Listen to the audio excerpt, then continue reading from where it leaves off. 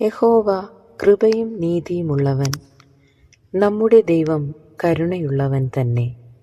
കരുണയും നീതിയും ഒരിക്കലും ഒരുമിക്കാറില്ല, നമുക്ക് അതറിയാം.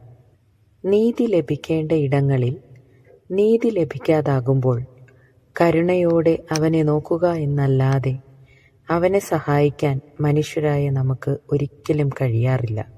പക്ഷേ ശബത്തിൽ വ്യാധി പിടിച്ചവരെ സൗഖ്യമാക്കിയപ്പോൾ നീതി ചൂണ്ടിക്കാണിച്ച് എതിർത്ത പരീശന്മാർക്കും ശാസ്ത്രിമാർക്കും കരുണയോടെ നീതി നടപ്പാക്കാൻ പറ്റുമെന്ന് കാണിച്ചു കൊടുത്ത മനസ്സലിവുള്ള ദൈവപുത്രനെ നാം കണ്ടിട്ടുണ്ട്. അതെ, കൃപയുള്ള നമ്മുടെ ദൈവം തെറ്റുകൾ ചെയ്ത നമ്മുടെ മനസ്സിനെ കരുണയോടെ നീതിപൂർവം ചേർത്തു പിടിച്ചതുകൊണ്ടാണ് നാം ദൈവമക്കളായി ദൈവത്തോട് ചേർന്ന് ജീവിക്കുന്നത്, കൂടുതൽ പ്രതീക്ഷയോടെ, പ്രത്യാശയോടെ.